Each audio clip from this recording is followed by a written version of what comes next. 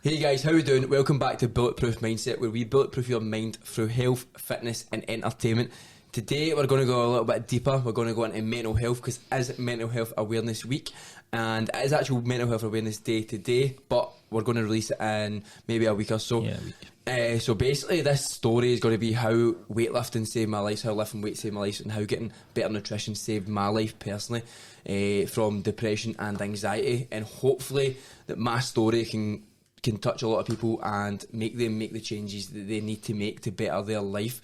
So if that sounds something you're interested in, obviously give it a listen, and thank you so much.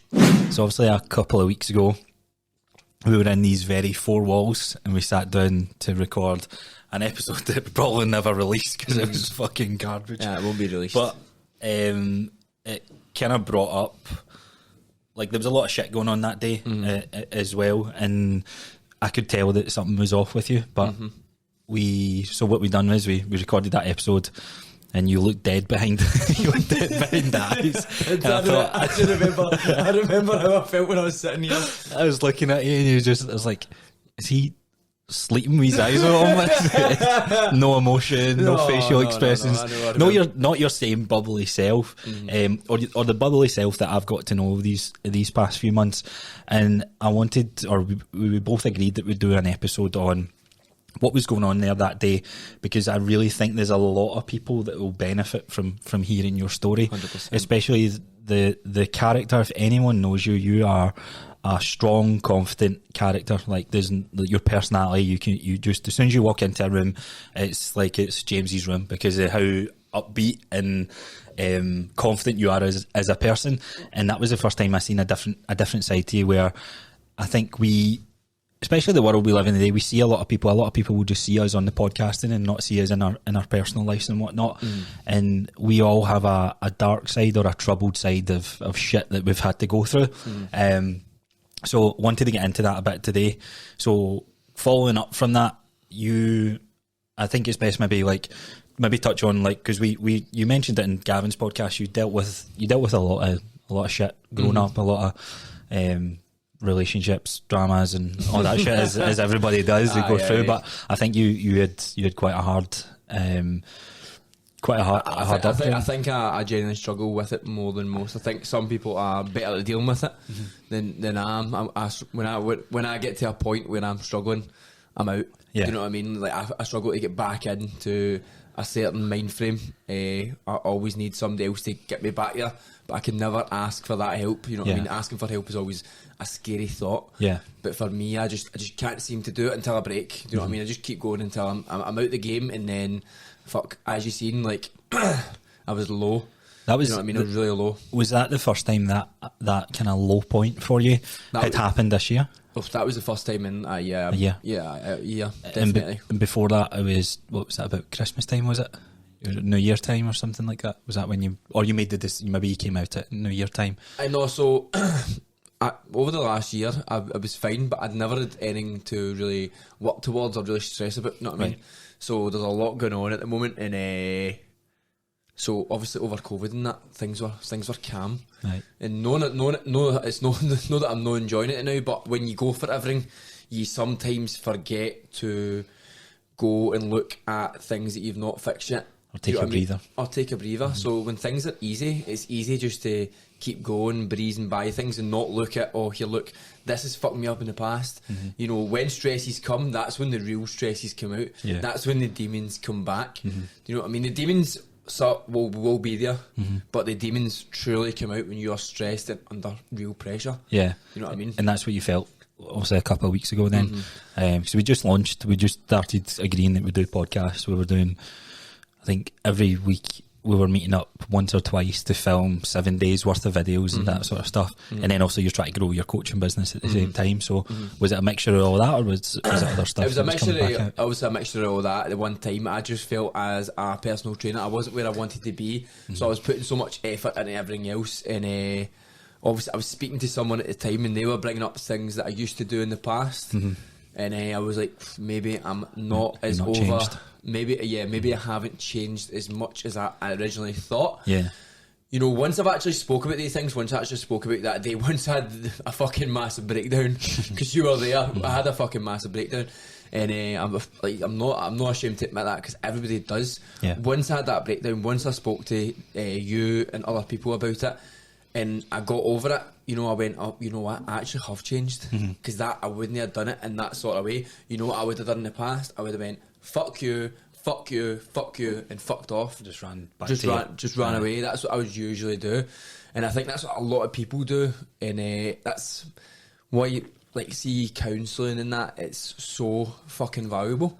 And see me sitting here right now, I think I'm going to go back to therapy pretty soon. Yeah. No for any particular reason other than I Working fucking on know yourself. it's good. Aye.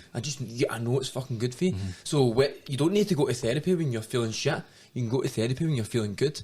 And because there's always going to be things in your head, no matter how good you're feeling, that you're either doing wrong or stuff that still needs fixing in the past. Because if your life's good and life's easy, that's not when it's going to come up. Aye, it's dealing with shit face on, isn't it? And I think it's more widely accepted in the States, I feel, because anytime I listen to like American type podcasts and that, it's like they say, oh, I'm going to therapy as if it's just a thing that they do. When you hear it from people who's like, oh, you must have a traumatised experience of over here. And it's like, well, it's not, when they say traumatised, but I'm just no good, I don't feel in a good place or whatever it is. So let's go back then, for anyone that hasn't heard your story, back to when you started feeling that you knew there was something going on, or something you needed help with. Oh, so when I was like 14, 15, I was always good in school, but my home, it was quite like, they would argue all the time. I would be kept up, and it got to a point where I wasn't sleeping much, so when I was going into school, I wasn't the same person. See, back then, I didn't know this, but now looking back, I know exactly what it was. So I was going in, not being the same me, maybe being snappy, so I fell out with friends, you know, then I didn't end up having lots of friends, and then I would just sit and play my game, and then I just became isolated, and then I was like, I'm going to leave, so I got a job, but I wasn't really that mature. Aye. So I went into a job where everybody's a little bit more mature than me. I didn't go out, I didn't drink, that wasn't what I wanted to do. I just wanted to sit and play my game. Slowly but surely the isolation became more and more, and then it became to a point I was like, I'm fucking really, really fucking depressed. Yeah. So was it loneliness then that you were? Pure loneliness, and just pure fucking depressed all the time. And I remember driving home with one of the guys, and he stopped the motor and he's like, you alright? I was like, mate, I think, like, you hear about this depression word. I was like, mate, I am depressed. He's like, I've felt for this for so long now. I was like, I must be depressed. And looking back, I definitely was. And then hit 17, I was like, you know what, I fucking started going out, started taking drugs, blah blah blah. You know, as a lot of people in Scotland do, they fucking start earlier, 13, 14, do you know what I mean? And as soon as you get on that drug cycle, it's fucking hard to get out. Aye, so that was your outlet though. I think the gaming to some extent was the outlet at the time. An outlet, and it got boring. It got like, fuck, you've recognised, it sounds like you recognised a pattern of, right, I'm no good here, so it's like, right, how can I numb this feeling? And you're right, most people, everybody turns to alcohol and drugs. A lot of people, like in groups that we both know from early years, like it's a strong addiction, but I think there's a balance of addiction. I think a lot of people are hiding their emotions, or what the pain that they feel down because they're not confronted that, hide that in the taking drugs. So what was I'm curious, like, because I've never really took like been on it and took crazy amounts of drugs. I've tried drugs, like I've tried like coke, and I've never tried edibles, tried weed, and that's probably the extensive of where I've went to with my drug taking. There's other stuff as well, some PEDs and stuff like that, but I'm not there. That's a separate category. Aye. But with the drug side of things, so was it, because I remember my first time and I was shitting myself. I was like, oh my god, am I actually going to do this? So what was that like for you? I think when you feel shit, you're like, fuck it. You just go for it. You know, I was like, fuck it. I took 6 different things in one night. Do you know what it was? I remember. So I remember, and then one night I took MCAT, it's called. Right. So methadone. I took 2CB. I took Eckies. Right. I think I took Ket. Right. I took coke. Fucking hell, man. And I smoked a joint. Right. Just like, is this all the drugs you can have at one time? I've just got to do them all. On the one night, and I remember it really well because I was in my tent. I was at a festival and I thought I was getting carried. And I drank my water that was in the tent. I drank 2 litres of water and I was still drift. I was like, I need a drink. I was like, when are they going to put me down? And I'm mind barging out the tent and everybody's like, what the fuck's happening? I was like, what the fuck is happening? And I'm like, what do you mean? I'm like, oh right, aye, right. So I just sat with him. I was like, fuck. But like, looking back, like, it's a funny story, but I was like really fucking low. Do you know what I mean? I think most people who tell like drug stories, it is funny looking back. Because there's funny things that happen, but like deep down, it's a cover up. It's always a cover up. I feel I know people who get really fucked up, and they are the ones who you look at and go, you know, struggling inside. Yeah, really struggling. So there is obviously drugs are quite a taboo, but there is quite a lot of people who take drugs who aren't that deep into it. Do you know what I mean? And they don't have that severe problems, but obviously it could lead lead into that. See, you taking that amount, or as your first thing, do you think secretly you were trying to just, maybe not overdoses, right? Was there any of that there, or was it just like you wanted to rid of that feeling? Just did not give a fuck. Aye, so just numb feeling. Aye, just that numb feeling. Yeah. So started to go to festivals, started to go to raves. So you hooked at that, you were like, right, actually this is the first time I've felt something other than... Aye. Right. So started feeling that emotion, do you know what I mean? That emotion. And then I was going and I was getting skinnier. Do you know what I mean? And I mind going to college one day and one of the boys who I was good pals with, he was like, you're looking pretty skinny, mate. Was it because you were just shuffling, no eating and taking drugs and drinking? Exactly. So that's all I was doing and I was getting really skinny. He's like, you're looking really skinny. I was like, fuck, he's obviously saying this for a particular reason. I was like, yeah, I think you'll need to start going to the gym. But obviously, if you're not going to the gym and you're doing that, like, your anxiety's high. Aye. Your depression's high, so you'll know what to start going to the gym. So I went to a festival in 2016 and I looked at a picture of myself. I was like, I'm fucking rotten, man. Like genuinely, I was like, I'm fucking rotten. I was like, look at the fucking state of me. And then I was like, you know what? So me and my other pal, he was never into it as much as me. He was like, let's start going to the gym. So we started going to the gym and we knew fuck all. I swear to God, they were the worst sessions. I was training shoulders and then trying to do chest after it and that. You know what I mean? I always remember it was the gym group in Hamilton and I went to the gym myself for the first time. I done one exercise and I went, okay, I'm out. That one hurt the soul. And then I was like, you know what, I'll get a pre-workout. That's what it was. I was like, maybe the motivation. So like right now, it's about, if my nutrition's not on point, then I won't train. You know what I mean? But back then, I don't feel good, right, pre-workout. So I ended up getting fucking hooked in pre-workout. So that was like the caffeine addiction, the maybe feeling of taking something, the ritual of taking something before you work out. Then when I was 19, I was hooked in pre-workout and I was getting on the sesh every weekend, right? Most weekends. So I was feeling fucking horrendous. Yeah. But I was starting to get better looking. Right. So this is what I was going to say. Like, the funny thing is, you said you didn't know what you were doing in the gym. We said this before. This should highlight the point that if you've not started out in your journey working out, start somewhere because you will see results for it no matter what you do. It'll come to a point in a few years' time, even if you're here, there, you're making a wee bit of progress, it'll come to a point where that progress is actually being fucking worth it. Aye. So in that time, I'm quite meticulous about form. Right. So in that time, even though I was getting on the sesh and I was eating fucking 20 chicken nuggets a day, I was eating 40 chicken nuggets a day. We get similar journeys. Pretty fucking close to that, right? Because I was like, so 20 chicken nuggets is about 900 calories. Then you add the 4 tomato sauces, so you're about 1200 calories. So if you eat 2 of them, you know what I mean, it's only like £8. I'm like that's quite good. And then I had a wee bit in the middle of my day. And then obviously I wouldn't eat the weekend sometimes. So it wasn't a very good thing, mate. So went from that to that, and then but I was like, I'm going to be meticulous in form. So I was meticulous in form, and then, you know, I never used to get any attention off girls when I was like 18, 19, nothing, right? And then went to the gym, got a bit better looking, got a bit of attention. I was like, I actually quite like this. There's and the then, hook. There's the hook. That was it, like, right, I'm doing this, right? So I stayed in the pre-workout, I stayed on the sesh, and so you're living your best life, like you were saying in a couple of episodes ago. There's this time where you're more resilient to no sleeping and just fucking going for it. And that was you in your prime. I didn't feel that terrible, but I knew there was something wrong. There was a cover up. I still always knew there was something wrong. So I think when I went out with my ex, she was like, I don't like this, don't like you taking stuff. I was like, you know what, I'll try no. So I got to the point where I wasn't taking stuff, right? but I didn't feel any better. And I was like, Do you feel worse? No, I did. No, I just a different see feeling. up there.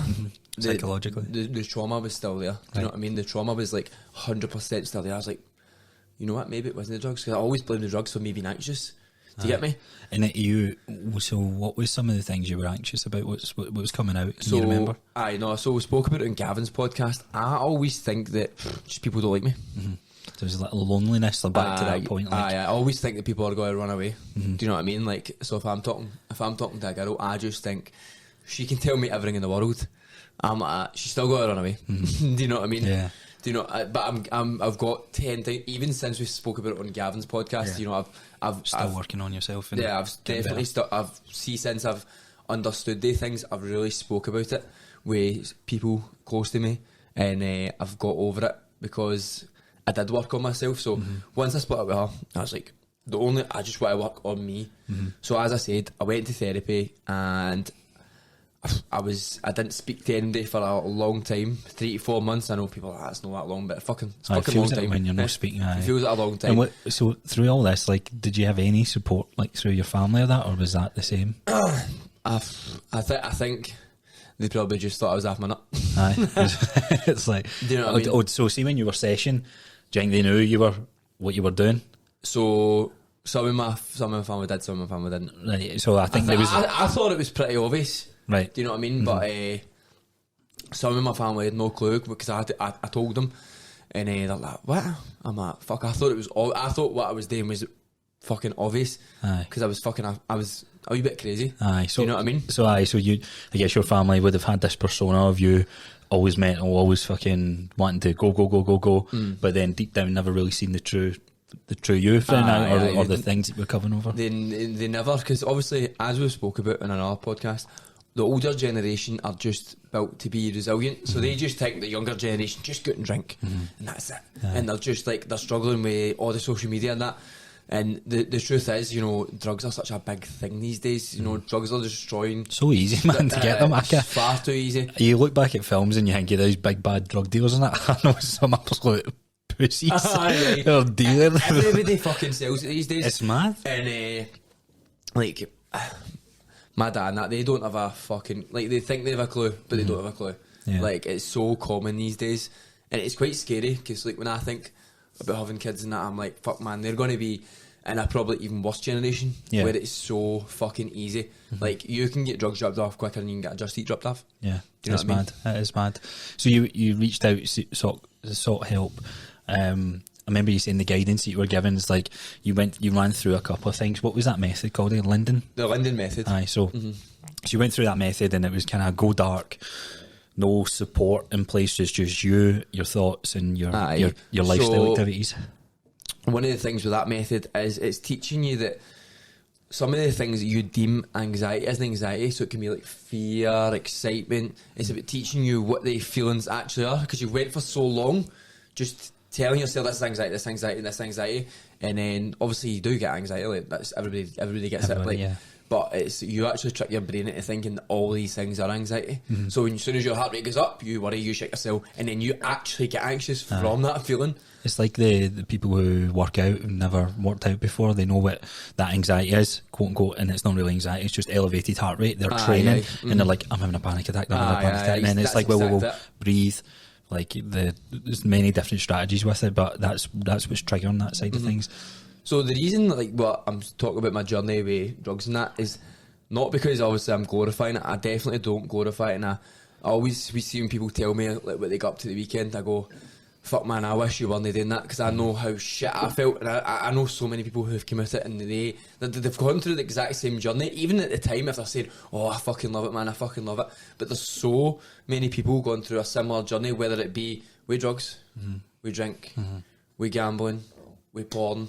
You know what I mean? There's so many different, and even with gaming. I don't know. Gaming's another big one. Like, there's so many guys your age who sit and game for so long that to the point where it is actually extremely detrimental to their mental health, and they don't even realise it, because it's no like a common thing. Like, obviously, if you know somebody's going out and taking cocaine at the weekend, like, obviously they probably, if they're doing it every single weekend, it's clear that they've got a problem. Everybody in society can see that they've got a problem, but if somebody's gaming for like 6 hours a day, and nobody's really seen it because you're not really going, I'm gaming. You just go and do it and you hide, and then you become so much less sociable, so much more anxious, so much more depressed. I think like with anything, whether it's any of them, you need to be aware of what you're doing it for. Like, I love gaming and I'll happily download Apex tonight and I'll sit on that for 6 hours. Now, I'm not necessarily hiding it, it's just there is a fun enjoyment with that. Oh no, 100%. And I think but then back to the point of why people take drugs, I think a lot of people think that they can't be the same sociable person if they don't have alcohol or drugs in their system. And alcohol does kind of loosen you up a little bit, because I've been parties and just how it changes my mood, and I'm like, well, why do I need the alcohol to change my mood with that? Why can't I not just be the same happy self? But then I'm sitting there with a depressed face on. I'm like, you know what, I'm going to loosen up a wee bit. I'm going to, it's maybe not the right term because it's feeding into the same or the wrong message there, but it is a hard one. It is a hard one. What I found was when you come off drinking drugs, blah blah blah blah blah, and you go to like a social gathering, it is always harder to get that initial loosen off. But see, once you're loosened off, you're the exact same person with a drink in you, and you're just aware. That exactly, you're aware of everything No you're doing, blackout. and like it's just that initial like getting out there. But it's the same with everything. If you go to a party, if you go to meet somebody, It's like I love to dance when I've got a few drinks in me, but would you fuck see me stone cold sober in front of, like, I don't know, there's like, but that's my problem. That's like a mental shift that I need to go like, I'm the same person. It's the same people that are going to see me, whether I take drink and get up or whether I just get up. Like, why is it? I know why. Cause you obviously like dancing, so fucking not go a good and dancer, by the way. No, just I shaking but I fucking love it too. It's just a wee two-step, but like see if that's inside you, you need to find a way to get it out you, because I genuinely think this: if you get to a certain age and you've not done that just through sheer unconfidence, then you'll regret that and you'll grow up and be so fucking miserable. Yeah, I hate when I've drank a lot sometimes, and then the next morning you hear some stories of what you've done. You're like, what the fuck? Why have I done that? Like, we met with Dale yesterday and he was saying this bastard was running away from me. And no joke, I couldn't get the taxi. I didn't know we were staying in Manchester, and he was texting me and he was good to himself. He was drunk, but he was sober enough to go, no, I'll come get you, Dale, stay where you are, send me your location. So I sent him my location and he's on his way towards me. And then I start running the opposite way, and he's like, what are you doing? And I'm like, fuck you. Fuck everybody. I hate you, so I'm going home in the morning. And I'm like, who's that wee fucking pussy? Like, why was I that person in that moment?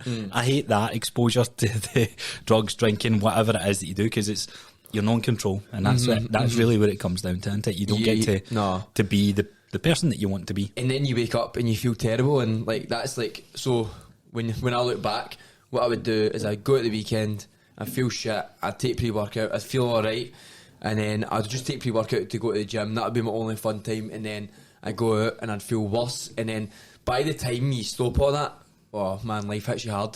I mind when I stopped taking pre-workout, I stopped going out for like 4 weeks, I was fucking depressed. Could you come in with like caffeine, like not having the caffeine to support, because you're used to it, you're relying on a certain substance to keep you up and going. I can't imagine even going through that. So I guess one thing we haven't touched on here is you went through all this, and there's been multiple things that's got you to the person who you are just now. But it sounds like lifting weights is actually became one of the reasons of where you are successfully with your career and also how you are as a person now. So almost like, how do you feel that's? So I've always lifted weights and I was always meticulous about form, and I always loved it. I did love it, but I lost my spark for everything. So I was actually speaking to one of your clients the other day, and when I went through what I went through last year, when I was stopped speaking to everybody, when I deleted social media, you know, it's crazy what that can do for you. So I was speaking to her about it, and she was like, I listened to what you went through, and she was like, she told me, like, because I was like, I don't know, it just changed me, and she was like, no, it lets you see who you really want to be. Yeah. Because so many things will always cloud your judgment, because there's so much going on all the time. For day to day, there's so much going on. So in that 4 month, it let me see what I wanted to be. So in that 4 month, I got back to being fit and healthy. My diet was good. Yeah. My training was good. I don't really even drink anymore. And I just fucking loved it. And then a couple of months went on, I was like, you're in really, really good shape. I was loving the gym. I've been learning more than I've ever learned. And it wasn't because at that time I wanted to be a PT, but because I'd went through that and I went, you know, I'd actually seen what I fucking loved. What I loved. I knew the direction my life was going to go, and I knew how I needed to keep that going that way, and I knew that I would meet people. So it's fucking crazy to listen to, babe, but I knew after a certain point of doing these things that if I continued to like pushing on, be consistent, that I would meet the right people, whether it be relationships or friendships. I just knew it. You'd be in the right so circle. like it's crazy. Like so, looking back, I'm like, right, I'm going to do this, and this. I'm going to keep doing it, and I tell myself I know that this is going to work, and then I met you. And then here we are. And now here we are doing this, and there's obviously other things coming up, and I just look and I go, fuck man, that's because I went through on that the journey you were on. I stayed on the journey, and I was able to see what life could actually give, and no just going out and looking good and all that shit. Like that is fucking like the reason we speak about no looking good. You've got your reasons, but my reasons were it just left me feeling fucking empty. Yeah, because you've experienced it. It's no a nice feeling. It's not a nice feeling, but it's quite inspiring to hear you go through that, because you're right. There is people are stuck in this vicious circle where they keep going and going, but the only way you can break that chain or break the circle that you're in is creating the path that you want to go in. So you know, like if I'm always around the direction I want to, I love health and fitness, it's really working well for me. How do I get more people in my circle who are like that? So you're like, right, what can I do? Would I like this as a career? Yeah, I think I could. Like, what is it that I've learned? You're looking about and you're like, I feel like I could train that guy a wee bit better. I feel I could do a different coaching cue with him. Like, oh, look at that person deadlifting or whatever. You're just more aware, so you then start pursuing that journey, and then lo and behold, like the right things start to click. It takes a long time. You're only a year down this process, and 100%. I guarantee you, hopefully, we can look back in 5 years and have the same conversation. Say, I cannot believe I had that breakdown on a couple of days in or whatever. No, I know. I'll look back on that day and go, fucking hell, man, what the fuck happened there? I know. So yeah, so the point of sharing this with you today, folks, was to hopefully to see another side of us, or another side of James that you don't necessarily see. The confidence in that, not that it's a front, but I would highly encourage anyone that's in that situation that it's what's the word? It's like it's okay not to be okay is like a phrase, but you don't have to go through this alone. You took it upon yourself to reach out, and I think there's a lot of value in that reaching out. I think especially with Scottish culture, is you'll get fucking took the piss out of. I think if you genuinely think you need help, go and fucking get it. There's no, I don't mind that phrase. It's okay, it'll be okay. Like that's true. Like I do agree with it, but I see if you're there, you need to go and get fucking help. Get help. You know what I mean? And you need to go and get it. And that can be in multiple different ways. Like it can be, you could I think anyone in that situation is realise or reflect on where you're at just now. Are you drinking every weekend? Are you like, why is it that you drink every weekend? Why is it you take drugs? Why is that? Now, if the purpose is because of social occasions, then if you ask yourself, could you do that same occasion without that? And the answer is no, then dig a wee bit deeper as to why. Because if you're in those situations just now, the bomb exploding, I guess if you call it that, for when you seen that and you're like, I love this, I'm going to go to festivals and fucking love this. And you kept doing it, and then it went, you got a moment of realisation, or in the previous relationship that you were in, it's like, I don't like you doing that, so then you stop and you're like, well, it's not actually that. That's not why I'm feeling like that. Why am I like, it was maybe a byproduct of that. So, anything else you want to add in this, like for anyone that is struggling? No, so I think like looking back when I went to therapy, I actually like, because we're saying that you could go to anybody for help. If you go to friends and family, there's that emotional connection. They're less likely to listen. You're less likely to listen back. So I think if you're genuinely struggling, therapy, and there's so many different types of therapy. There's no just like, there's cognitive therapy, there's behavioural therapy, there's no just one type of therapy. There's no just therapy going talking about your past. Do you know what I mean? There's loads of different. So if you should really look at it, but going to somebody who is just going to listen with no emotional attachment to you is fantastic. It's just pure subjective, isn't it? It's like, well, you're telling me you're anxious all the time, but you're taking drugs that are heightening that signal, and you're like, oh, aye, fuck. It's not, like you could go to your mom, right, and you go, look, I'm taking drugs, and you go, oh, fuck's sake. And there's judgment. There's judgment straight away. So she either knows you're taking drugs and goes, oh, stop being a wee dick in, or she goes, oh no, I can't believe you've done this. Do you know what I mean? But like genuinely, well, take the piss there, right? But genuinely, if you're struggling, I mean, I would say therapy in some way will probably save you, and it doesn't work for everybody. But I mean, look, I follow so many people, and they all say the same thing: go to therapy. If you're feeling good, go to therapy. If you're feeling bad, go to therapy. And it's that American culture, and that's why they thrive sometimes. They're ahead of us. They're ahead of us in some ways, because they know keeping yourself fresh and ready to go is the way to build up businesses, friendships, relationships, because you know yourself and you're able to communicate that to your partners, your friends, your family, and it's a healthier mindset, I think, to be in, and that's the point. So the thing I learned over the last year is communication is absolutely key. Yeah. So I'm speaking to somebody now and see the communication compared to what I was when I was 22, 21. I was like, what the fuck? I don't need to fucking treat somebody like this. They don't need to know this. They don't need to know this. But in terms, you know, it's even the communication we have, like, it's like, right, tell me how you feel, and I'll tell you how I feel, and then we'll move forward in the ventures that we're going to go, and then we both feel so much more secure, and we're like, right, let's go. And then once you feel like, as you know, if you're feeling good and the morale's high, you get so much more shit done. Exactly. And that was the whole point of that day. Like, I think we sat in a Roma for about 3.5 hours and just like, but that was the point as well. We had always interacted on that business front and never really like we don't really know each other. It's like, is everything all right? And just having that space to be able to speak, I think that helped that day. And I know you've done the same with a few other people as well. And I know that's made those relationships even better than what they are. Not that we were ever in a bad relationship, but I think it's kind of gave this next level of a deeper bond of like, right, let's fucking make sure we're both like helping each other out here. It doesn't, let's recognise when to pull back, let's recognise when to push forward, because as we said before, having a bulletproof mindset or mentality going after things isn't just all go. Sometimes it's a couple of steps back to make one step forward, and that's okay. 100%. Cool. Perfect. Right, well, a wee bit of a different episode for you today, guys. Hopefully you enjoy that one. If you do, give us a thumbs up on YouTube, and if you're on Spotify, then leave 5 stars. Always 5 stars. 5 stars for free coaching. But no, we do really appreciate any support, and all support that we are getting so far. It really means a lot to us. So you can find us on Instagram at Bulletproof Mindset UK.